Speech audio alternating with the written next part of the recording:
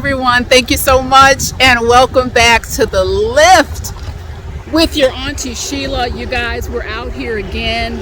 I promised you we'd be taking more walks, and that is exactly what we're doing. We've got it all here: mental health, movement, motivation, and the best relationship advice around. So if you're loving what I'm doing, please don't forget to subscribe and share the news of the channel with your friends and family. You know how we like to start out. We're going to start out by making your wish. I'm going to go ahead and do just that. Close your eyes, make your wish. I'll show you the gorgeous view here. Did you make your wish? I did. All right, well, you know, we're going to get going here. And what I want to say before I get started, I can't stress it enough.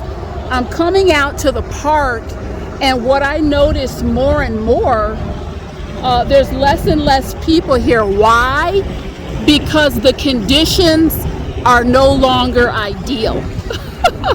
And you'll hear me say this all the time. If you're only going to come out and walk, if you're only going to participate in life, look at that plane. It's not ideal, but the plane is flying. If that's the only time you're going to come out, it's going to be a rough go for you. I encourage you, get your gym shoes on, and come on and join me for these walk talks. I don't think you can get any better than this. We got some good uplifting information. We're out in fresh air and sunshine. And do this with me. I don't want to be the only one out here. So listen, let me chime in with our topic for today. I heard from Nate, and the note that was sent really touched my heart. There may be a number of you who have dealt with this issue yourself. I certainly have. And Nate, I want to thank you, send out much love to you. And you are the inspiration for our title today: an adult, but feel like a child, understanding trauma and triggering. So let me go ahead and read it. Enjoy the view as I do that. Dear Sheila, in all sincerity, I hope you can help me because I feel a type of way about reaching out for therapy. I will be 40 soon, and when I get frustrated or triggered, I regress and feel like I'm 7 or 8. I just had a reaction with a colleague, and he quickly distanced himself. I didn't hurt anyone and was not disrespectful, but I acted like a kid. I'm embarrassed, so embarrassed and ashamed that I'm not further along. A lot of times I feel like I'm going to get in trouble because I did something wrong. It's pervasive, and I'm open to anything you have to share. Thanks, Nate. No, I really want to thank you. It takes a lot to make yourself vulnerable, and I do have some things to share. You know, it's a real world channel. And what is meant by that, a lot of the information you're going to get here, you all know, I've told you many times, I've prepared for you. Certainly, you know, we have the formal education, the books and research and all that good stuff. But I have to tell you, it really doesn't mean that much if you don't have some type of frame of reference, a life experience where you can really support and uplift that body of work and other people. So you guys know, when I say I've been there, all you have to do, there's 700 videos up here. The stories are very crisp, and they reveal themselves. So I want to say to you, Nate, first and foremost, you have nothing. You have nothing to be ashamed of. Nothing whatsoever to be ashamed of. It's about being honest with yourself. And I'll tell you, feeling ashamed and feeling embarrassed, that's what holds these toxic patterns in place. I'm going to invite you to just release that, because when you get to a place of what I call the atmosphere of acknowledgement, that's really when you're ready to boot, scoot, and boogie and really rock and roll inside of your healing. But I found that feelings of shame, embarrassment, it just keeps you locked in to these debilitating cycles, because those are feelings that set up a lot of internal resistance and conflict within yourself. And that's not what you want. That's not what you need when you're really working to address some of these issues and behaviors. And you know what? I'm so delighted that you're reaching out. You said you're going to be 40 soon. Guess what? You're not reaching out when you're 80 or 90. It's never too late. It's never too late, but you have so much time, God willing, ahead of you. You have so much time to maximize these tools. So the first thing I want to key you into is some of what you shared in your note about the triggers that you're experiencing. And you specifically said, Sheila, I feel like I'm 7 or 8 when this stuff is happening. You know what, Nat? There's probably a good reason you feel 7 or 8, because without even going further, I'd be willing to bet, and you can send me another note, I'd be willing to bet that core trauma likely happened when you were around 7 or 8 years old. I mean, and what I mean by trauma, that can look different for everyone. I can say for myself that I experienced a lot of heartache and trauma. A lot of head games when I was growing up were played with me around exclusion,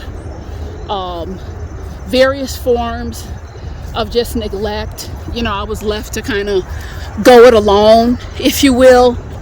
That's very traumatizing for me. So when I think about where the triggers have been, they're right there. They're right there. So, Nat, I want you to think about and do this work. I have created a program. A couple years ago, I posted it. It's Heal Your Inner Child. I'm going to put the link to it on this video. Gosh, I give you the workbook. You got the program. Everything is right there. And I'll tell you, it's really robust work. I wish everyone would take some time to look into this, because that inner child, if you leave your inner child in the driver's seat, once that inner child is triggered, and people kind of marvel, well, I can't believe I did that. I can't believe I reacted that way. I'm a full-grown adult. Yes, it was you, but it wasn't you. It was that inner child that jumped into the driver's seat. And once the inner child is in the driver's seat, and if you have no relationship, and if you have no tools to rein this inner child in, you're going wherever the 7 or 8 year old is going to take you. I'm talking from experience. I've done this work. I've done a great deal of this work. And you can take it from me, that relationship with your inner child, if you don't take the time to cultivate that, you're 40 now. You'll be 50, 60, 70 dealing with this same kind of stuff. So what does it mean? What does it really mean to cultivate a core relationship with yourself, where you can manage those triggers, where that inner child trusts you?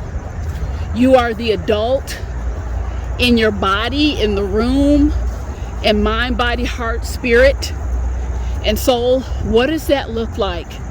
I'm going to give you the very best advice that I have to offer in this area.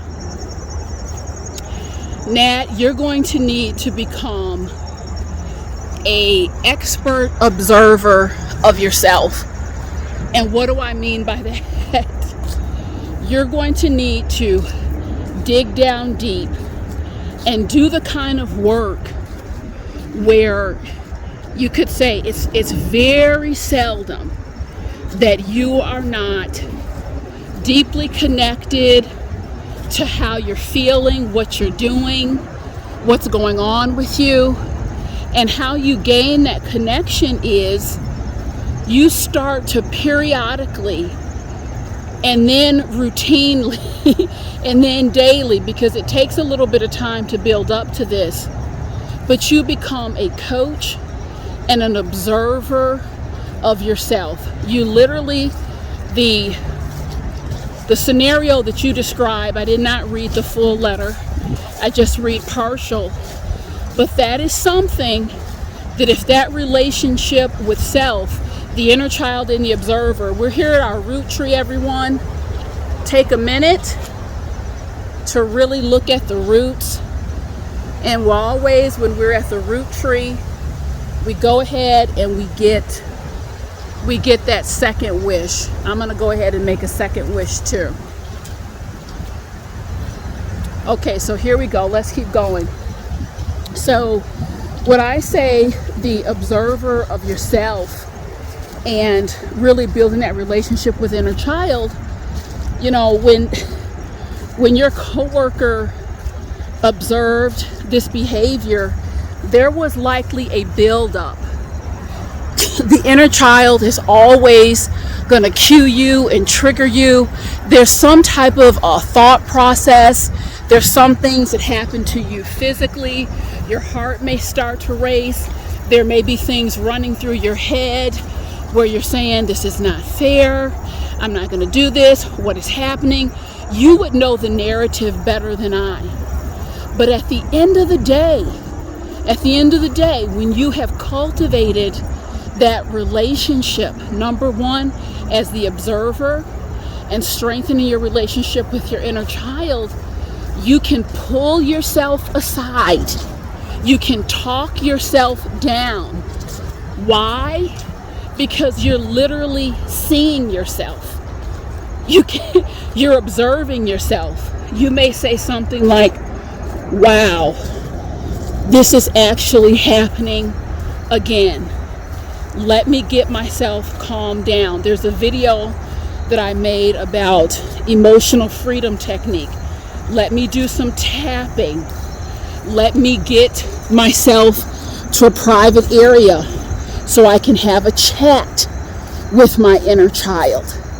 Those are the things that you do when you are, as I say, comfortably in command of your person. And I've had people say to me, well, Sheila, I am picking up what you're putting down, but I'll be honest, it feels funny. I can't get past that funny feeling.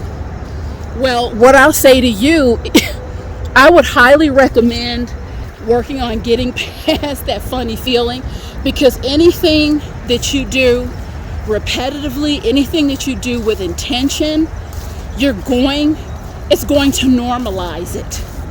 You're going to feel calmer. But that feeling that you talk about, that has to do with your narrative and not being connected with yourself in such a way. We're going into the intimate spaces of your life, your mind, your spirit, and your psyche. We're going into those spaces, feel relaxed and comfortable. Because if you haven't done it, it's going to be new to you. It may feel a little strange. I remember when I started going deeper in with this work, and I had a little picture of myself, and I'm about 5 years old, and I started talking to the 5-year-old, lit my candle, And I kind of looked around the room. I'm like, whoa, this is a little strange. But I'll tell you, the reason I kept going with it is because even after that first time of really diving into the work, I fell in love with it, and I saw such an amazing benefit, and I've seen a major transformation in the quality of my life over the years, simply utilizing the tools that I share with all of you. It's been absolutely transformational. So Nat, it's gonna require a deeper level commitment, and I'm kind of harping on this because you yourself, you said I feel a certain way about going for therapy. I'm not really gonna address that in depth on this video. I'll only say that's a personal choice, but there is nothing wrong. I don't want anyone to hear that and think that I'm necessarily giving a high five. You have to live your life on your own terms. But I'll tell everyone, if you feel like there's something that you've been working on for quite some time and you're stuck and you just can't turn the corner, that's what I'm talking about. You can't really turn the corner on your own. That's giving you a wonderful indication, wow, it's probably time for me to reach out for some help and some support. And that can look a lot of different ways. At the end of the day, this work that we do, this work of elevation, is so deeply personal. It's so deeply personal. And I would say if there's any relationship that you're going to cultivate and get on an intimate basis with,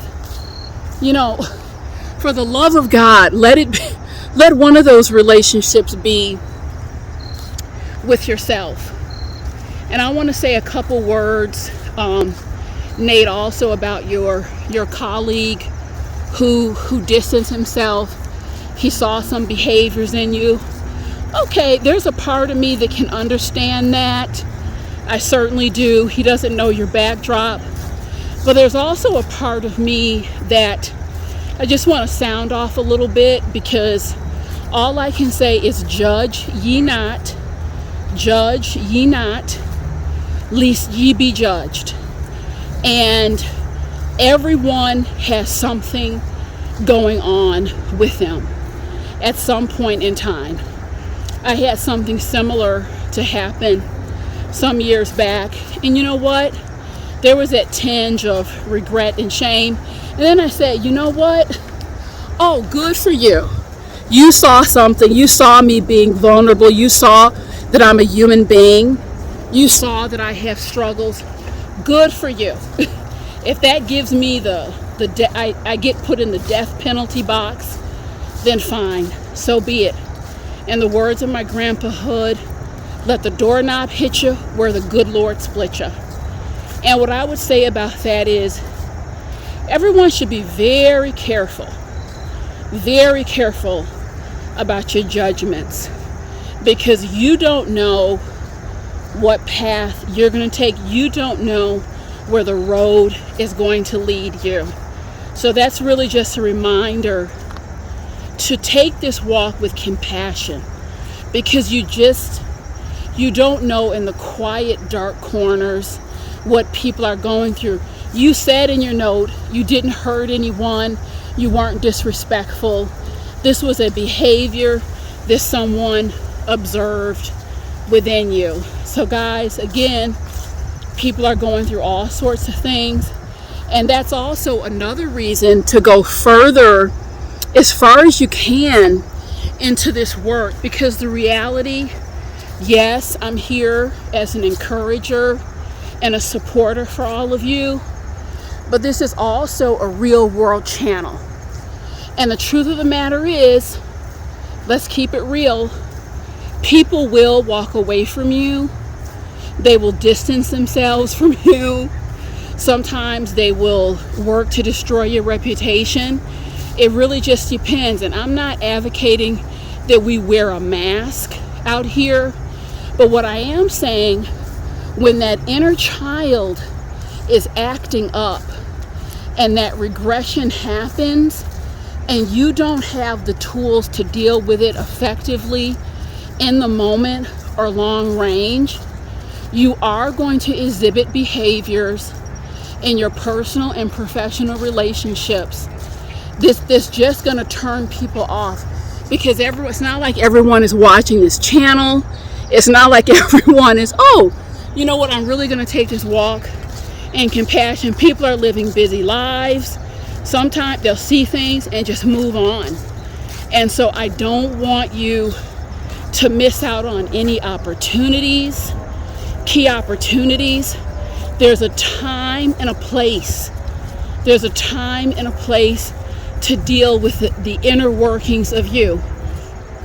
And Nate, what I would say, that time is not necessarily in the middle of a meeting, or that time is not necessarily when you are unfolding for the first time with someone. So in other words, my message really is, you got to keep yourself together out here.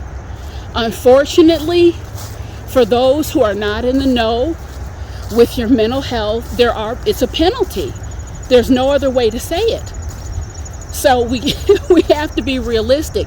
That should be a high motivator to keep yourself together, streamline mental health, walking in balance. And by the way, I say the word work, but I would highly recommend everyone fall in love with it, because it's righteous work. It pays you back. And the longer you do it, the longer you do this work, actually the less and less it feels like work. So that's another refresher that I want to give to each and every one of you. And I would be remiss, I have to say, all the tools and techniques, there has been no greater tool, no greater technique that has kept me happy, level, filled with resilience. I'm a human being. I do have my valley moments, but you're going to hear me say it in every video. Develop that strong, bonded relationship with God. Grow yourself spiritually. And this is not to say you're never going to hit a valley moment. We're human beings. We're here to learn and grow. But I'm here to tell you that bounce back factor, it'll be there. You'll find yourself getting up twice as fast and twice as strong. You say, Sheila, I hear what you're saying, but it seems so hard some days. That's all right. That's all right. A hard day, there's nothing wrong with having a hard day, but it's the decision. It's the decision inside of those hard days, and on a consistent basis, I'm going to do the work. I do encourage you to watch my video on arrested development, as well as please get into my series on the inner child work. I hope something I've said here makes a difference for you. Thanks so much. We'll see you soon.